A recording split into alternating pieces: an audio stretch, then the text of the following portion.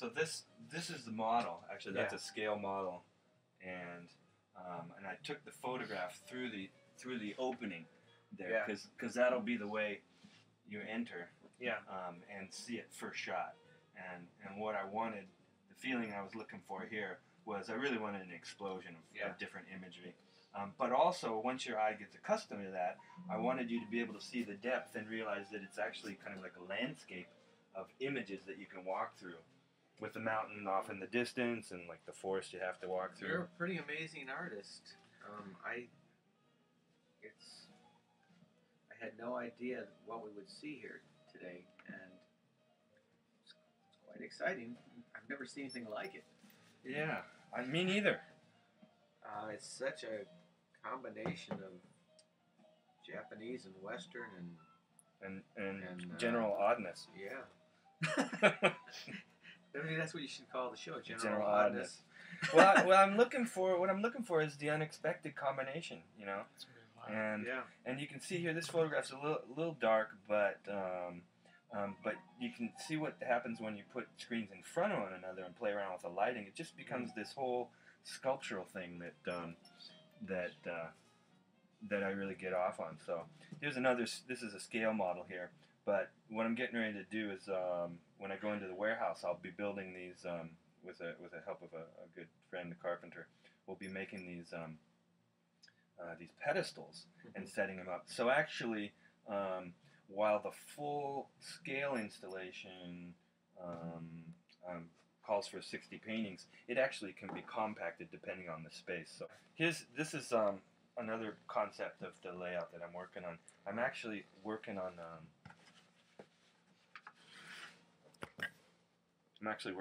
making towers out of these too. Jeez. Standing them This up. should be at a contemporary art museum, like in Los Angeles, or. Yeah, that's kind of what I'm hoping for. I mean, as a group, you guys are the next Bertha Lum and Charles Bartlett and Helen Hyde. Completely different subject matter, but you're 100 years after the first. Well, that's true. Yeah. Actually, this is kind of fun too. Doing this 3 thing. Yeah. That's something that's you don't ever see a 4-panel screen done like that. Never. Weird. So you've got great ideas, and it's just the world's waiting to see this. If we can all put our heads together and figure out how to do it, I really didn't expect to see anything like what I've seen in the first 10 minutes in your studio.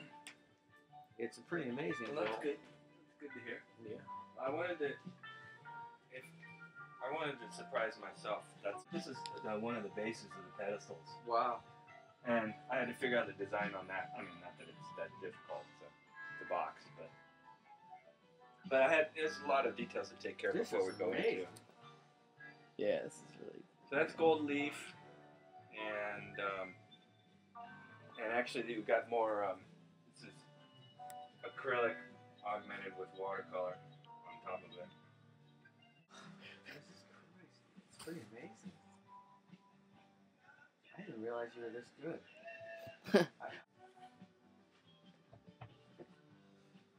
I don't know what we have in here.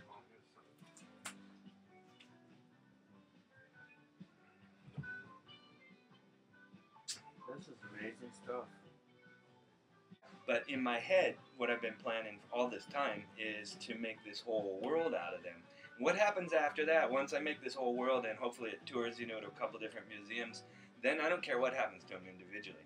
But my concept was, in the past, art to me was producing individual works and then hanging them individually on the wall, and people look at them individually and judge them individually, and that's fine. But the screens, by their nature, the 3-dimensional quality of them, they're sculptural. So that made me start thinking, wow, these things can actually kind of operate together in a cluster. And I'll show you what I mean actually, I'll show you what I mean. See if we can do it here. The lighting's not perfect, but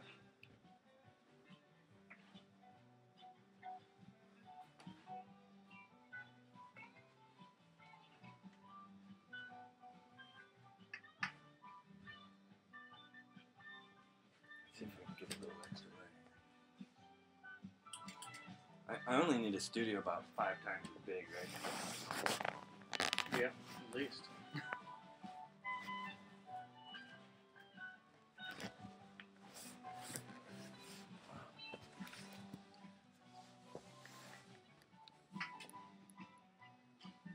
So even with just 3 here already, you've got this space, right? Yeah. I've created this space, and just out of 3 in this tight little space of imagery, you know, that you can like, you definitely want to go, you know, from here to Yeah, it's here, like whatever. You wanna discover what else is going on. Yeah, so that's what gave me the initial idea of making a maze out of this. Who's that guy? That's Hyotoko. Who's Yotoko? Hyotoko is kind of an old traditional folk tale character. Like Otsue kind of thing? You know the fat lady, this gal here.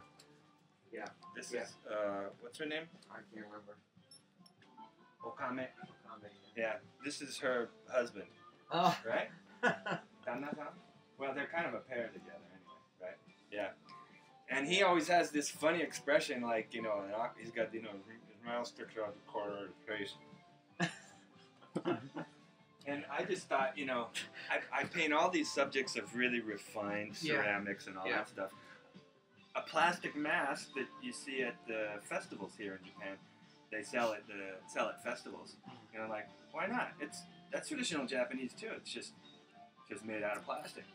Wow. So that was a bit of a challenge to paint plastic. I'd never painted anything quite like that before, but it's wild, isn't it? Yeah. I gave it that kind of spooky David Lynch lighting too, from down underneath. Yeah, I mean, there's so many different styles here. Very cool. Pretty nuts. Yeah. You remember this? Saw this small scale, right? I still remember it. Yes. Good. Alzheimer's hasn't set in yet. No, it hasn't forgotten yet. So this was the first one that I did on a large scale. Wow. And I got this idea from I don't know if I have it around here, but scanned one of these leaves. Yeah. Right. And printed it out, and the printer was screwed up, and it did this whole swatch of black over the top. Oh. And I looked at the printout and I thought, oh man, that's a cool idea. But how do I do that? And I thought the only way you can do it is lay the painting down flat and take a bucket of paint and splash it over it. Every year when I do this, I've been doing it now for almost 30 years. I think, all right, what am I gonna find that's new and different? And I know I've said it a couple times, but it's amazing what all of you have produced for me to see over this 8-day period. Yeah, we're gonna have we have so much great material to show in Miami, and New York, and Cleveland, and Washington, Los Angeles, San Francisco. I think this is the best material we've ever seen. When you got 60 paintings to do, it really gives you a lot of freedom to play around with stuff. So, for example, there's one which I don't have pulled out. There's one that's on, it's got a vase on the right side, and then the left side is just all black. Just all black. Sometimes you need emptiness, right? Lots in Japanese art. It's all about the empty space. And that's why some of the abstraction stuff I did is pretty minimal.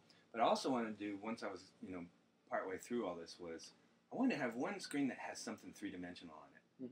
And that's where this comes in. Okay. I'm not sure this is what I want to use, but... Oh, that's the ping pong paddle. Yeah. So, anyway, that's one. That's a great idea. Just one three-dimensional, with one three-dimensional one. So that was one possible use for that. And there's another one that has, I can't find it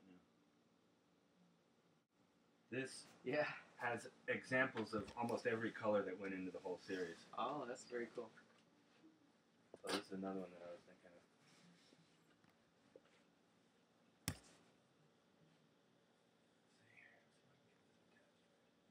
When do you get all these ideas? When you're sleeping, or?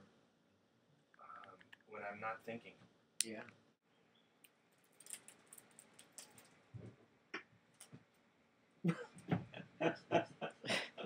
You're crazy.